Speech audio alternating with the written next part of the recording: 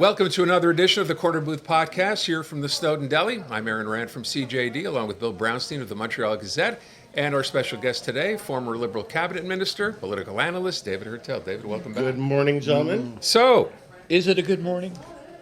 It's a great morning. I mean, first of all, I mean, we had an election, which is great in itself. I mean, I know it sounds a bit corny, but I mean, still, I mean, we exercised a fundamental right last night, and the people spoke, and in that, I think it's very important. I'm disappointed in the turnout, though.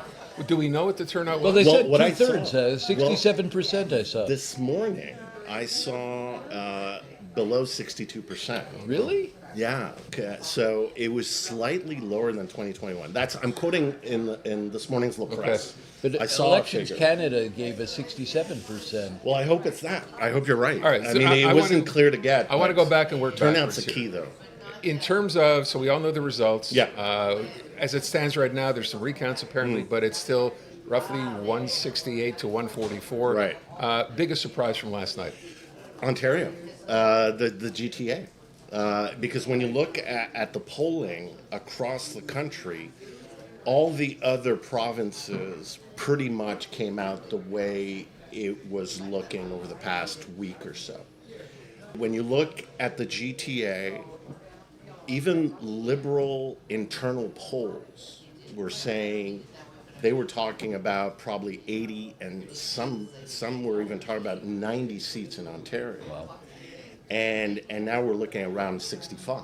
And the breakthrough of the Conservatives in these Liberal ridings in the GTA, I think, is the biggest story. It is the difference, right? Absolutely. Now. It's the difference between a majority and a minority. I mean, obviously, the other stories are there. They're big stories, obviously, the Bloc, the NDP, et cetera, et cetera. But those... I mean, the results in Quebec Well, were that's where pretty they much won. predicted for the last couple of weeks now. They won the election in Quebec, the Liberals, Yes. and they were denied a majority in Ontario. And it's interesting because Mr. Fournier and his aggregate poll, and Monsieur Grenier with his aggregate poll, your aggregate poll, everybody figured that the Liberals would get 20 more seats based on Ontario. 15, 20 more seats, yeah. And that the Conservatives would get 20 less seats.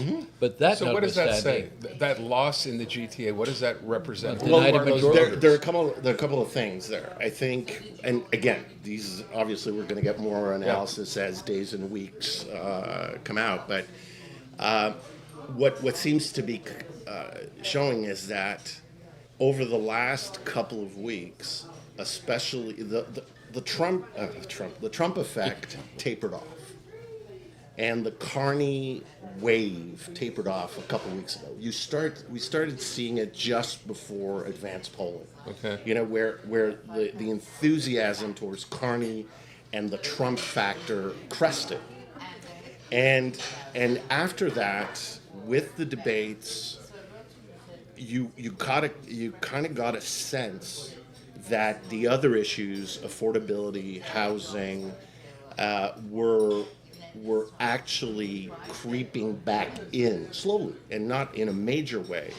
But the other thing is, I think we're going to talk about the younger vote going conservative. I think the gender gap is a big story. I think women went massively in Quebec and across Canada, went massively liberal. That's a big story. But I think one of the bigger stories also is the younger generations, which traditionally we feel are more progressive. I think in the GTA, the younger vote went conservative. And also, my last point on this is the NDP. Everybody thought, and that's very surprising, including myself, that the NDP cratering would automatically help the Liberal candidates. But what it seems in the GTA, that NDP vote either stayed home or was not as much a factor in helping the Liberal vote. And so that helped the Conservative candidates break But through. with respect to younger voters, Yeah. do we know how many turned? I mean, the idea was the younger voters were going to help the Conservatives. Right. I think that's what happened. I think that's what happened in the GTA. In those ridings, I think the younger vote, I mean, we've been, we've been talking about the housing crisis here in Montreal and in Quebec a lot, and it's a problem here. But in the GTA and in the Greater Vancouver area, Montreal looks like a bargain compared to Toronto, and you have to even you're an hour and a half away from Toronto, and you're still looking at $1 million prices for nothing, basically, right? And so I think these young, working class voters just didn't buy in to this new liberal brand with Mark Carney. Yeah. But David, when you look at it, majority minority means nothing in this case because it is essentially a majority government because if you add the number of seats for the Conservatives and the Bloc Québécois, it's still under 172. You're right. And Rona Ambrose said that we will never sleep in the same bed as the Bloc and never support them. And there are 7 NDP guys out there. And agree. And Elizabeth May. And Elizabeth May. So they 168 plus 7 they've got. And nobody wants a rush to another election. I think you're right. But, I'm sorry. But you can argue to that point. The NDP did as poorly as they did because some people look at them having propped up the Liberals. Right. And they will prop them up again. There and said, you know what, that's what cost you this election. Mm-hmm. That's what cost Jagmeet Singh his job. Yeah. So why go ahead and automatically say you're going to do that again? That is a fair point, but we're going to see. Who can say where the NDP is going to go now? But nobody wants but another not a election. Guarantee. It's not a rubber stamp. It's not a rubber stamp. No. I don't foresee a supply and confidence agreement anytime soon. But at the same time, there is absolutely no appetite for another election to go at this again. Because right now, if you look at things, if I'm projecting right now, Carney is going to call a very, very short session. He's going to need to pass a budget. We don't have a budget. Right. So we're going to pass a budget. He's going to have to focus very quickly. He has a small window because while I think Poilievre will probably run in a by-election, he's the only one who wants another election. Carney is going to wait, right? I don't think he's going to. Won't do him any favors. He won't do him any favors, but I think you're going to have. He's going to keep Poilievre out of Parliament at least for this short session, right before summer, and so after that, Carney is going to have to score points very, very quickly. On interprovincial trade, on defense spending, on the massive housing spend that he promised, on fast-tracking energy, natural resource projects. He's going to have to deliver very, very quickly. But I don't see an election until 2027 because, remember, you have the provincial election in Quebec in October of 26. So the Bloc is going to have to be tread very, very lightly, especially with the results we saw last night. And the let's just say the difficult relationship between the Bloc and the Parti Québécois, I don't see, and you're going to have also the U.S. midterms in November of 26, right? So I don't see any political party, I don't see Canadians having any appetite for an election until 27. But you're dealing with a minority government. Typically, their lifespan is what, two and a half years? 2 years, ballpark? So. Yeah, 18 to 24 months is the rule. Does it help Mark Carney that Pierre Poilievre is not going to be in the House? Yes. I think it helps him for this session. It will allow him, because he's never been in the House of Commons. He's never been through question period. And let me tell you, your first few weeks and months dealing with question period is a learning curve. You could watch as much video and prepare for it as much. It's, you have to go through it to get better. And he's going to need that because Poilievre obviously is at his best during those sessions. But also, I'll just, it also lets, I think there's a big opportunity for the Conservatives with having Poilievre out for a few months. Because one of the problems, and we talked about this last time I was with you guys. After the debate? Yeah, after the debate. One of the weaknesses, and this is coming out from Corey Tanaik, conservative strategist for Doug Ford, and other conservative not pundits, addressing the elephant that in the room. he didn't put anybody around him. He had no team. There were no other faces. Yeah. So, for example, I don't know who is going to be House Leader and in charge of this, but take, for example, a Melissa Lansman, who is a very, very capable Ontario MP who was House Leader up until this election, or other MPs. This will be an opportunity maybe for some MPs to shine. Remember, nobody really, even though she had been a minister under Stephen Harper, Rona Ambrose became a star when she became interim opposition leader. And everybody said, oh my goodness, she was so good at doing this that people are saying she should actually run for the leadership. Doesn't want to. And so I think this could be an opportunity for Poilievre, while he gets a safe seat either in Ontario or in Western Canada. And, Carney could be very cynical and wait 6 months before he calls it. Yeah. But I think there's an opportunity there also for other Conservatives to shine, and I hope Poilievre, I would think Conservatives would hope Lets that happen, lets that happen. Well, let's not forget the whole raison d'etre for Carney's election in the first place, the elephant in the room, Trump. I mean, essentially, that's why he's there, and he announced that as soon as he would be elected, that he would be meeting within a week to speak to Trump to start renegotiating trade deals and all the rest. Sure. And what's going to happen there? Well, again, I mean, I think we've now learned over the years never to predict what Donald Trump will do. I mean, he's going to do whatever he's going to do that specific day when he wakes up. But what will Carney do? Well, Carney, I mean, again, Carney I think he has to focus on what he actually has more control on. I mean, yes, of course, start negotiations with the U.S., but for example, to make sure that he consolidates his great victory in Quebec, he would need to make sure to name in his negotiating team a strong voice from Quebec, i.e., I don't know anything, but for example, a Jean Charest. Imagine because Jean Charest has been very part of that team active to begin with, right? Yeah, but imagine, Right. or because you want to placate François Legault, you want to placate Paul Saint-Pierre Plamondon / Yves-François Blanchet. If, for example, what he could do, if he makes sure that he has in his negotiating team, like I remember, it's many years ago, rounds and rounds of the softwood lumber negotiations with the U.S. very difficult. Well, Jean Charest named Pierre-Marc Johnson, a former Quebec premier, to be part of that, to be part of the federal team. So Jean Charest was the premier of Quebec. He had asked for Pierre-Marc Johnson to be part of the federal team, and that was positive. So that could be a play. But also in terms of, I think the midterms are going to put a lot of pressure. So time is going to be an ally here on the negotiations with the U.S.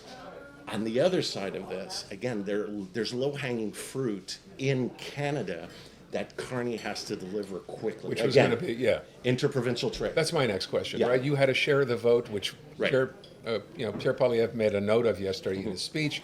Biggest ever share of the vote since 1988 for the Conservatives. Right. So we know the country is divided. Yes. We know it's an east-west barrier.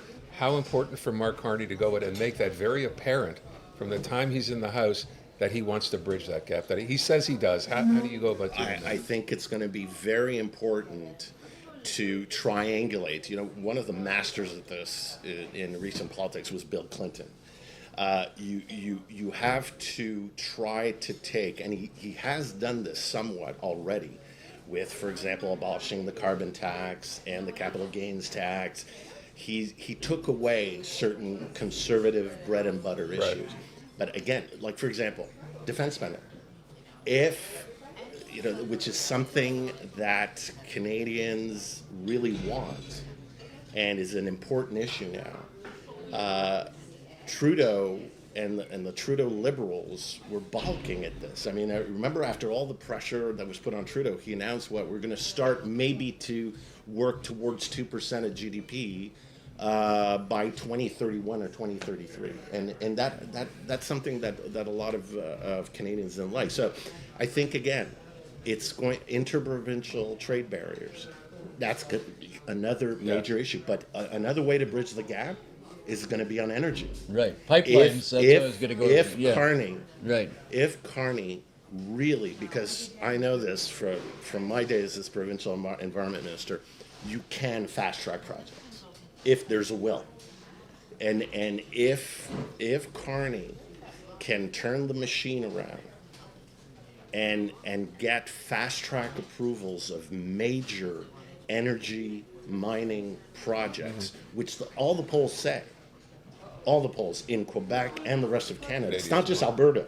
Right. This is something Canadians really want. By the way, climate, environment, not even a top five issue, not even close this election again. But so I think if he really focuses on issues and understands that the campaign for the next election begins today. But David, one of the big issues of East-West situation, pipelines. Right. And basically, the Bloc is dead set against them. Legault's a little more he seems like he's come around a little bit. NDP, I'm not so sure is wild. I mean, this could be a major issue. Well, it's fast tracking of approvals. You don't necessarily need legislation. So, in terms of certain but if projects, you want to alienate the province and the well, the thing is that, for example, you could again, but if you're able to demonstrate economic impact and you're able to demonstrate, that this is turning the economy around and this is something that actually is bringing benefit. First of all, Conservatives are going to be hard pressed to oppose it, right? And that also becomes a play for the next election for those GTA seats that swing, that go from liberal to conservative and conservative to liberal. Because again, you're always thinking about, okay, next election, what's my game plan? What are the seats that I need?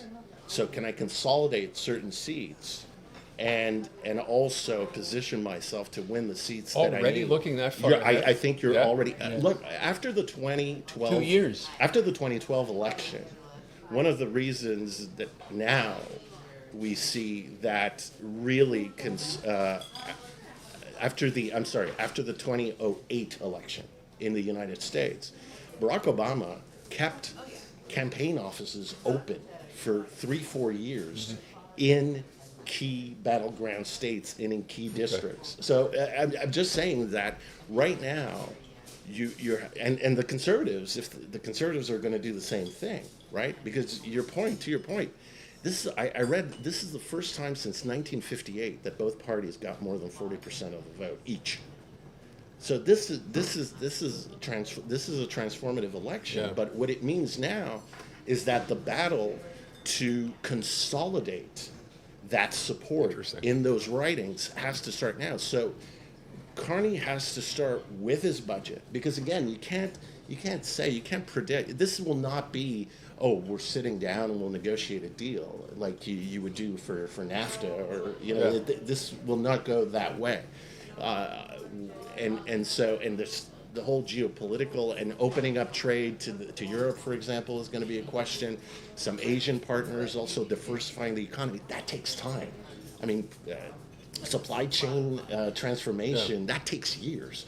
And Carney is going to have also to keep Doug Ford close, the car industry and everything, and those results that we saw in the GTA.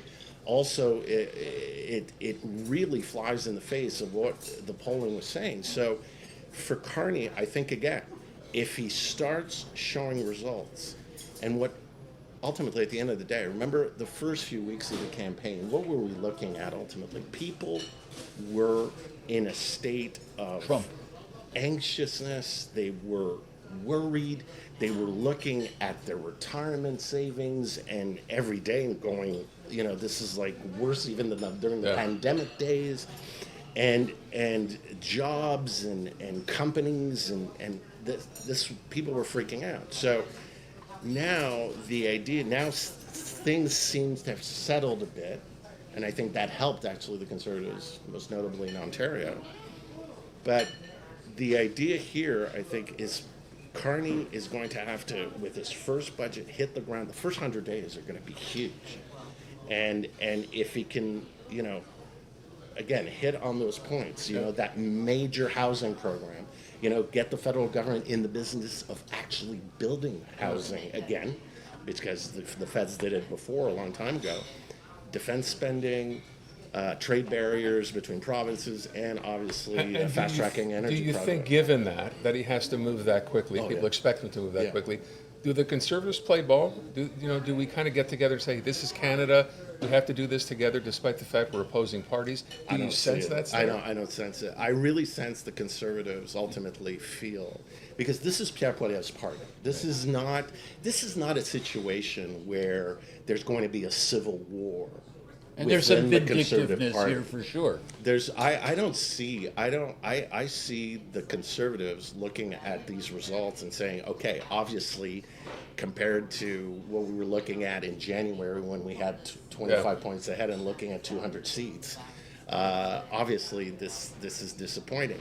But I really get the sense that, sure, there's going to be criticism and certain voices saying you should have done this, should have done that. And obviously, I think Poilievre made some mistakes. He didn't acknowledge soon enough the issue, the Trump issue. He obviously didn't address the gender gap issue. He was not reassuring enough. And I think, and it is to the team, right? The fact that there's no other voices around him that can say, oh, okay, this guy's ready to take on power. He's got a team, he's got serious people around him to counterbalance the Carney effect, which actually this in itself, I think, is a new development, because this is new. That finally Experience, a CV, actually converts votes, because before, obviously, that was actually shunned before by the electorate and by the major parties. But I think Poilievre, he's seeing it as a movement. I'm really seeing this, and of course, with a lot of caveats, and it's a very Canadian way of looking at it. But the parallel I'm drawing is Trump losing in 2020. He didn't drop, and the Republican Sure, he hung around. and the Republican Party didn't implode. Yeah.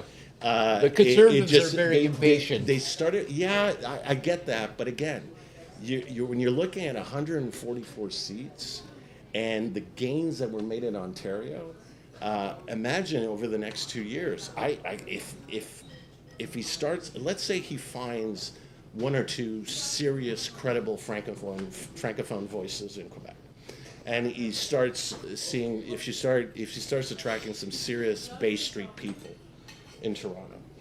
If he adds to that, and again, if Carney can't turn things around, there's a lot of ifs. I'm telling you. I'm just saying. I don't see. You don't see a putsch happening? Well, usually when there's a putsch, When there's a putsch, you need to answer the following question: Who's in the wings? Ron Ambrose? Nobody's in the wings. No, you're right. Nobody's in. That's the. Yeah, but Look it's at 4 the- elections in a row the- lost. At some point, But you have to Poilievre look at didn't the lose leader. those. But they've gotten rid of leaders in the past. Anyways, who felt I'm not here to shill for the Conservatives, but what I'm saying is that if you look at the results, first of all, he is the first leader since Harper won back in 2011 to actually grow support for his party. I mean, I understand everything, but he still has around 41% support across the country. So he's not That's going huge. anywhere as far as you're In 2021, Aaron O'Toole won the popular vote across Canada with 34%. He took this party to 41%, from around 122 seats to now 144, and who knows, maybe a bit more.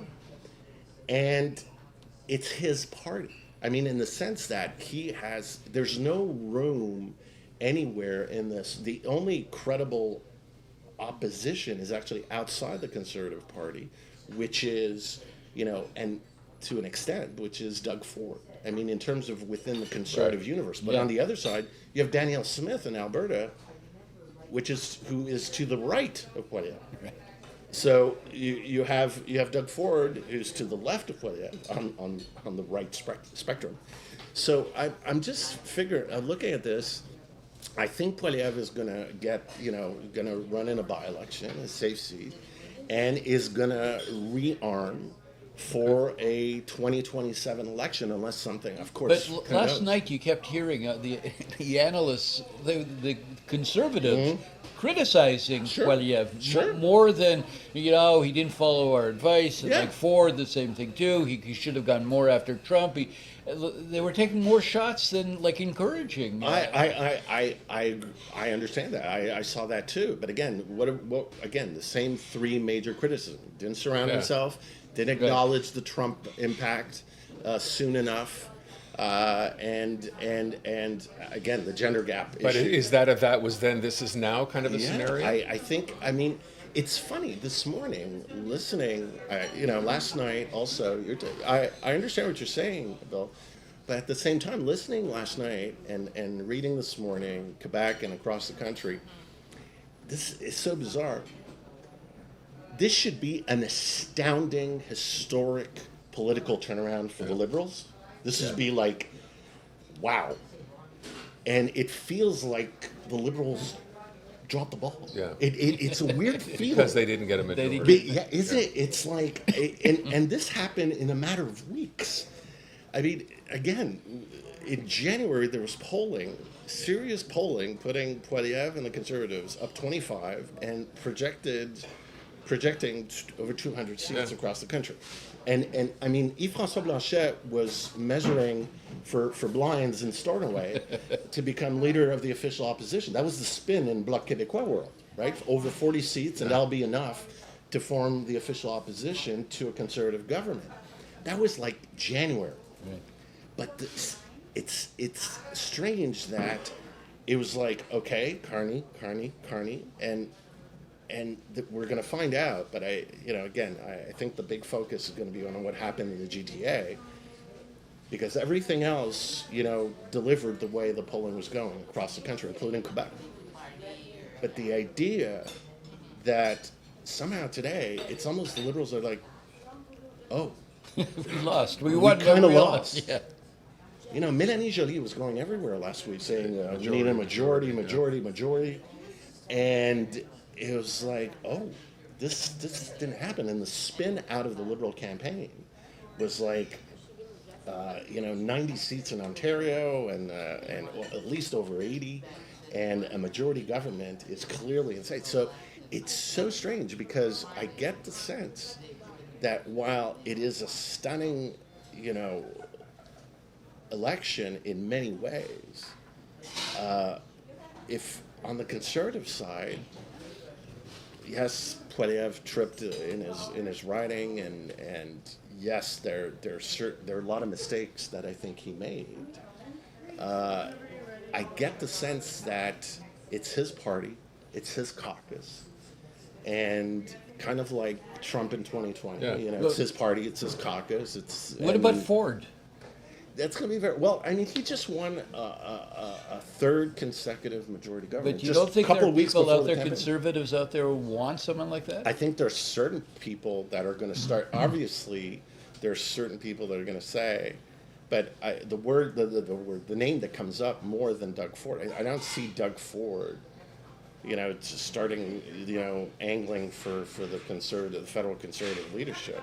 The name that comes up more is maybe Caroline Mulroney. But again, just take recent history.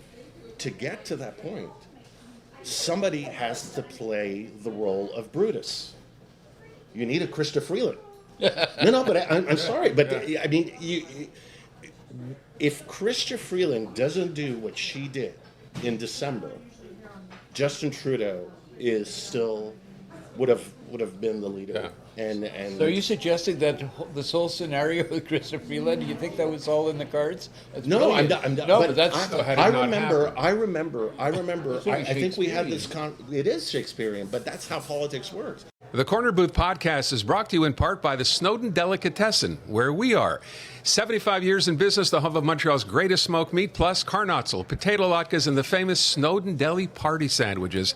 That's the Snowdon Delicatessen. I remember we had this conversation way before Chrystia Freeland did what she did, saying, well, until somebody steps up and plays the role of Brutus, but Brutus never becomes emperor. No. by the way. Right. But you can go down the line. Margaret Thatcher. Yeah, there's a bunch of British prime ministers. That's how they were dealt with. You need somebody that within, and right now There's no obvious the person. way, and I know a lot of conservative, senior people within the conservative orbit, and today, even last night, nobody was really saying, "Oh, nobody was talking about that." Yeah. You gotta get the sense night of, right, or the day after, like that guy's done, and this is simply not the case. We would be remiss if we didn't talk about a couple of other things. Right. One thing, just really quickly, Sure. is to Pierre Poilievre losing his seat. I remember the story having come up a couple Yeah, of it weeks did. ago, right? Right, Oh, there's yeah. a chance he might lose his seat. Sure. And then a couple of days later, it was dismissed. We know he went into the riding to try to make sure he would win, and then boom, he loses his seat. And I was asking you before we started, I'd heard no one talking about this, and I don't know how factual this might be or theoretical it might be. He's running in Ottawa, running in Carleton. Right. People have pretty long memories as to the trucker convoy and what happened in Ottawa and him handing out coffee, shaking hands. You think any of that might have had a play? I think it's an interesting point. Now Carleton is not necessarily where this happened, but I think this is definitely something that's going to be interesting to analyze. But the Ottawa region also has changed a lot over the last few years. I mean, the growth in Ottawa has been extraordinary. There's a lot of growth there. There's a lot of population change there also. Okay. So I think that could be part of it. I think that's a great point you're raising, and I do think that people do have some long memories in certain areas. And an issue like that one, I think in the Ottawa region definitely could have been a factor. But I think there's also just if you look at the demographics of the Ottawa region, the last compared to say 5-10 years ago, it's transformed. Poilievre never saw that coming. Mr. Singh saw his scenario coming. Yeah. But and what's happening to the NDP with all? Well, I got to say the NDP is pretty much I think the NDP it is just another example of the overall bankruptcy, ideological bankruptcy of the left in North America. And there you see it here in Quebec with Quebec Solidaire, which is cratering as well. You saw it in certain election results here in Quebec. For example, we were talking about Jagmeet Singh, but we were talking about this earlier, right? Craig Sauvé, who's who came close to the by-election. He came within a few hundred votes of winning La Salle-Verdun last fall. By-election, yeah. He finished a very close third, right? Which I think 200-300 votes, and he could have won that election. He got over 20% of the vote in that by-election in La Salle-Verdun. Last night, he finished dead last, 5th out of 5 major candidates, and with around 10% of the vote. That illustrates. That's a Quebec, a Montreal example of a somewhat relatively well-respected. He was a former Projet Montréal city councillor, independent city councillor. Very associated to the left, and he got completely crushed. So I'm just saying that. I think there's something in the fact, the supply confidence agreement, and I think strategically, the NDP kind of lost its way from the Jack Layton, Tom Mulcair NDP, which was trying to, I think what Jack Layton and Tom were trying to do is, for example, what Tony Blair managed to do with the Labour Party back in the day in the UK, right, in the late 90s.